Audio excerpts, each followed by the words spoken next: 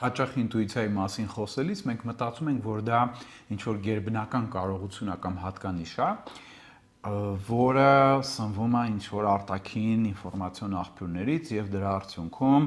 մենք ինչ-որ բան գլխի ենք ընկնում, հասկանում ենք, իմանում ենք, կանխագուշակում ենք, կանխատեսում ենք։ Իրականում ինտուիցիան դա գիտակցությունից դուրս ընթացող շատ հստակ կոգնիտիվ պրոցեսների, վերլուծահամադրական պրոցեսների արդյունքն է։ Այսինքն, երբ խոսքը գնում է ինտուիցիայի մասին, ապա պետք է նկատի ունենանք, որ դա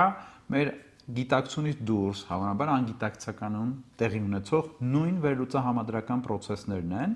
որոնք մենք անում ենք գիտակցության շրջանակներում, երբ որ հատուկ մտածում ենք ինչ-որ բանի շուրջ ու փորձում ենք վերլուծել։ Երբ որ ասում եմ նույն, ես նկատի ունեմ, որ ինքն իր բնույթով կոգնիտիվ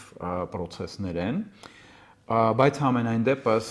միանշանակ կլինեն մեծ տարբերություններ, գուցե նաև պայմանավորված որոշակի նեյրոքիմիական առանձնահատկություններով, բայց ընդհանուր առմամբ դրանք նման են։ Մեր անգիտակցականը, մեր հավաքած ընդհանուր տեղեկատվական բազայի հիման վրա կատարում է վերլուծական բարդ եւ համադրական բարդ գործողություններ եւ արդյունքում տալիս է ինչ-որ գնահատական, ինչ-որ կանխատեսում, կանխագուշակում գուցե կարելի է, եթե բառը տեղին է այստեղ, այն ինչ որ մենք անում ենք գիտակցական մակարդակում, միայն թե տարբերությունը նրանում է, որ երբեմն դա կարող է լինի ավելի ճշգրիտ, քան մենք կարող ենք գիտակցական մակարդակում անել, որտեվ ինչու, որտեվ հավանաբար անգիտակցականը հնարավորություն ունի ավելի մեծ տեղեկատվական բազաների հետ մանիպուլյացիաներ անել եւ ավելի բարդ անալիտիկ աշխատանք անել,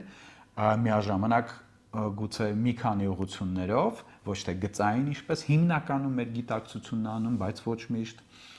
Այդ պատճառով եւ երկրորդը հավանաբար նաեւ այն պատճառով, որ անգիտակցական մակարդակում ընթացող կոգնիտիվ պրոցեսներին չեն խանգարում մեր հուզական պրոցեսները, այսինքն վերլուծահամադրական գործընթացները չեն տուժում հուզական միջամտություններից։